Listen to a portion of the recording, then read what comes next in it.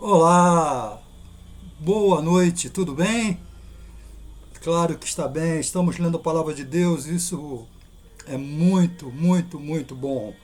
Vamos dar continuidade ao discurso de Estevão diante do Sinédrio, quando ele conta a história de Israel desde Abraão. E nós paramos aqui no verso 16, onde conta a morte dos patriarcas, né? Jacó e os seus descendentes, os seus filhos. Agora vamos dar continuidade da história de Israel já dentro do Egito. Capítulo 7 de Atos, a partir do 17, vamos ler até o 29.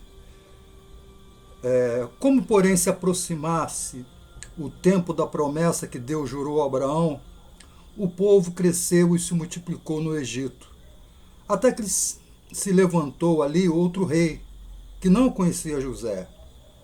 Esse outro rei tratou com astúcia a nossa raça e torturou os nossos pais, a ponto de forçá-los a enjeitar seus filhos para que não sobrevivessem. Por esse tempo nasceu Moisés, que era formoso aos olhos de Deus. Por 3 meses ele foi mantido na casa do seu pai. E quando foi exposto, a filha de Faraó o recolheu e o criou como seu próprio filho. E Moisés foi educado com toda a ciência dos egípcios e era poderoso em palavras e obras. Quando completou 40 anos, veio-lhe a ideia de visitar seus irmãos, os filhos de Israel. Vendo um homem tratado injustamente, tomou-lhe a defesa e vingou o oprimido, matando o egípcio. Ora, Moisés cuidava que seus irmãos entenderiam que Deus os queria salvar por intermédio dele. Eles, porém, não compreenderam. No dia seguinte, aproximou-se de uns que brigavam e procurou reconduzi-los à paz, dizendo: Homens, vós sois irmãos, por que ofendeis uns aos outros? Mas o que agredia o próximo repeliu-o, dizendo: Quem te constituiu autoridade e juiz sobre nós? Acaso queres matar-me como fizestes ontem ao egípcio? A estas palavras, Moisés fugiu e tornou-se peregrino na terra de Midian, onde lhe nasceram 2 filhos. Dando continuidade, o Estevão, um dos 7 diáconos escolhidos para servir a mesa dos necessitados, mas além de servir a mesa, Estevão era um homem ungido de Deus, né? E ele, através dele, melhor dizendo, eram realizados sinais, prodígios, e ele era confrontado pela liderança dos judeus, mas por sua sabedoria ele conseguia combater com suas palavras a liderança judaica, que se irou, né, e levou-o diante do Sinédrio. Diante do Sinédrio ele foi interrogado se aquelas acusações que os judeus faziam contra ele eram realmente verdade. É claro que eles inventaram uma série de coisas, né, que eu expliquei já no último áudio, no último vídeo. Agora, no verso 17, a gente já está.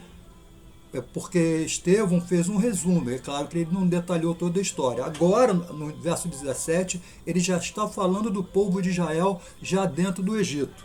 Então ele fala que já estava se aproximando o tempo de Deus cumprir a promessa que ele fez a Abraão. Então o que aconteceu? Isso eu contei ontem. Né? O faraó, que era amigo de José, morreu, entrou um outro faraó que não tinha simpatia por José e ele oprimia, isso tudo eu contei ontem, oprimia Israel. E quanto mais o novo faraó oprimia a Israel, mais Israel desenvolvia, mais Israel crescia, e quanto mais Israel desenvolvia, o faraó por medo mais oprimia, e quanto mais oprimia, mais Israel desenvolvia, e assim foi desenvolvendo, foi desenrolando a coisa. Muito bem, chegou um ponto que Israel não suportou a ideia, e isso eu contei ontem, né? Ele clamou a Jeová por socorro, e Jeová, como sempre, ouve o nosso apelo. Tá? Está fazendo uma campanha aí de nós nos apegarmos a Deus nesse momento de pandemia. Né? Todas as religiões, cada qual com a sua fé, cada um se apegando à sua divindade, porque a humanidade chegou a um ponto também de não estar aguentando mais. Estamos sendo oprimidos não só pelo vírus, mas com tantas outras coisas que estão vindo junto a esse vírus. E eu não quero entrar em detalhes, cada qual que tire suas conclusões. Mas, voltando ao texto aqui, a opressão do novo faraó com Israel foi tanta que ele decretou que mataria os meninos descendentes de Israel. E Estevão, claro, não entra em detalhes aqui, mas eu estou já desenhando um pouquinho da história que está lá atrás, lá no Torá, né?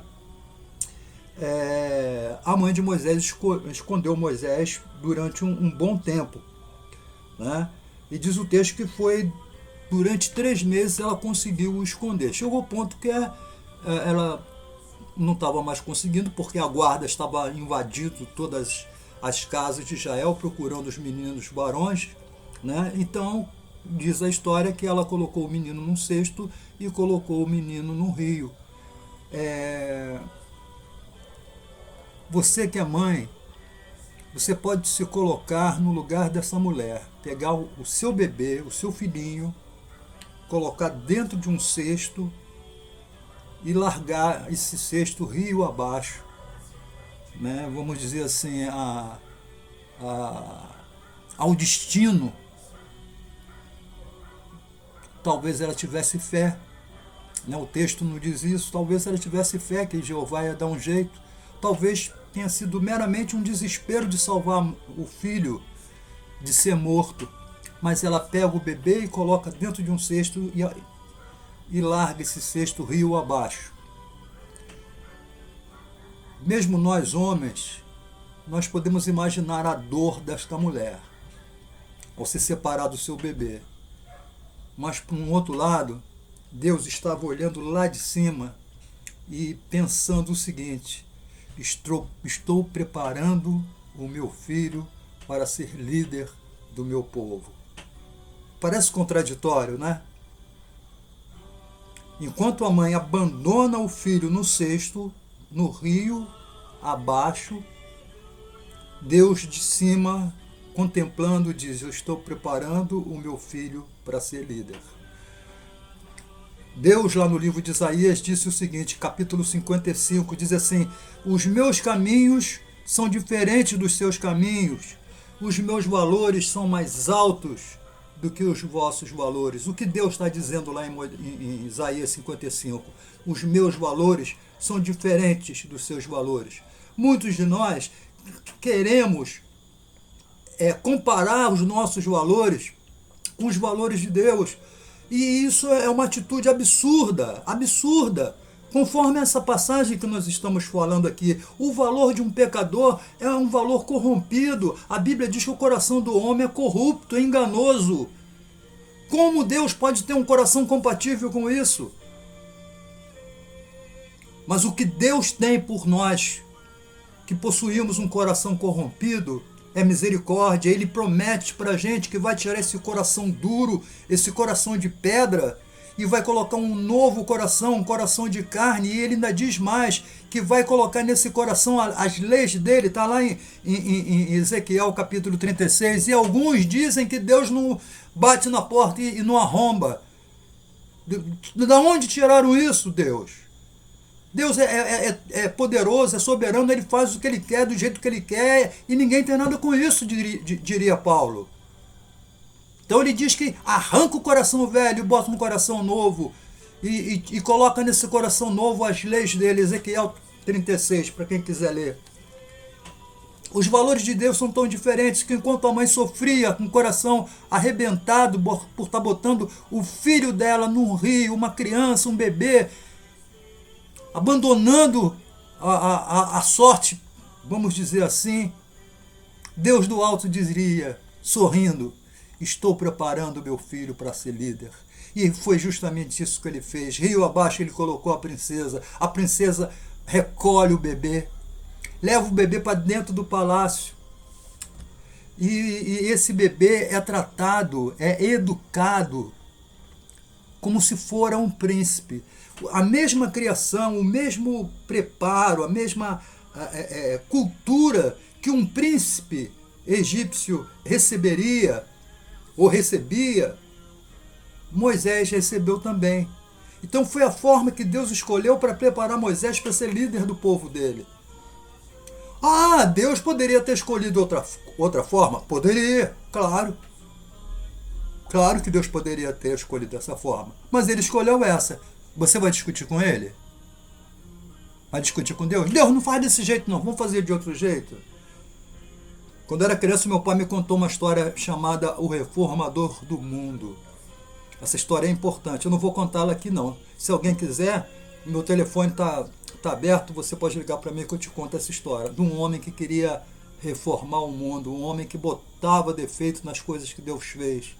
E Deus mostra para ele que Deus não erra, Deus não vacila, Deus é perfeito. Então a princesa recolheu Moisés e Moisés foi criado como um príncipe, para ser criado para ser chefe de uma nação. Só que com 40 anos, diz o texto, claro, um detalhe importante que Estevão não fala.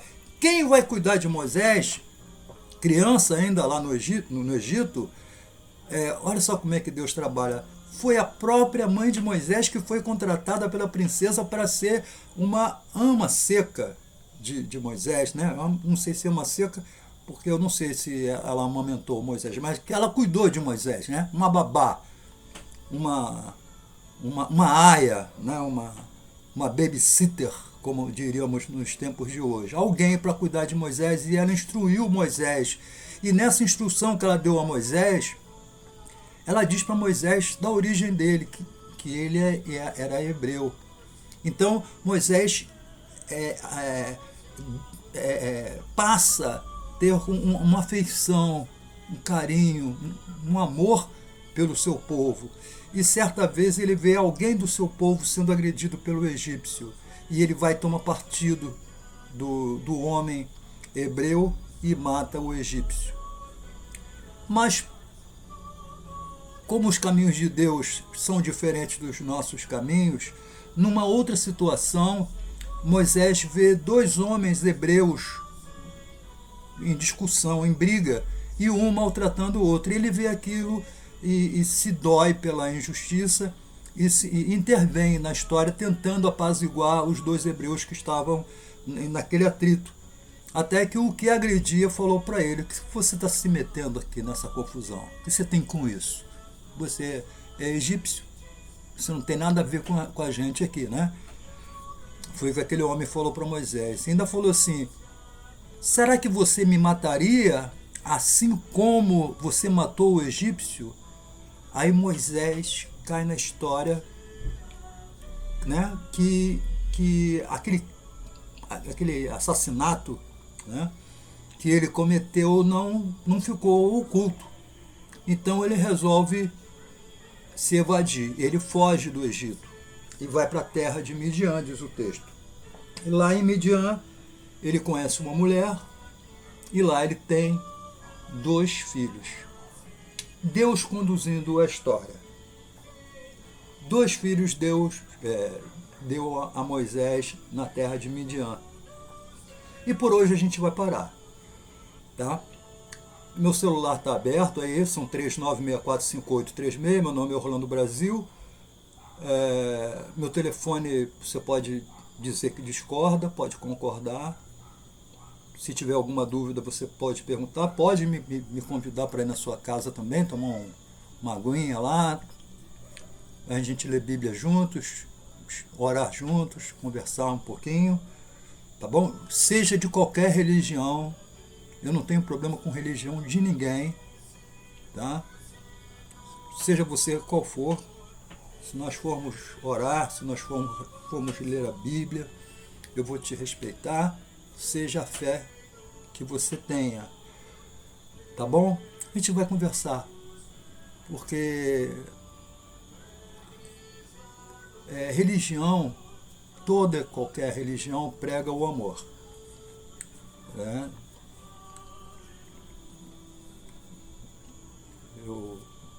Eu parto desse princípio. E, acima de tudo, a questão do respeito. Respeito ao outro, respeito à fé do outro, respeito à opinião do outro. Tá? Se você me chamar para sua casa, você sabe que eu leio a Bíblia e acredito na Bíblia. Se você não acredita, eu também te respeito. Tá bom? Eu conheço a história de um homem que encontrou um outro correndo na rua e o outro perguntou para ele para onde ele estava indo com tanta pressa. Ele falou assim: eu estou indo ver o pregador fulano de tal. Ele estava com pressa para ir ver esse pregador falar, né? E o amigo estranhou aquilo e falou: mas você não acredita no Deus dele? Aí o homem disse assim: realmente eu não acredito, mas ele acredita.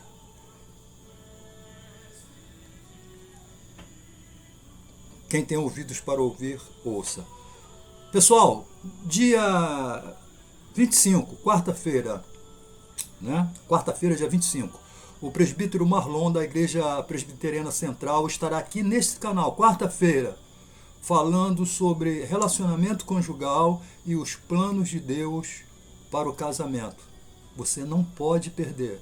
Compartilhe esse vídeo.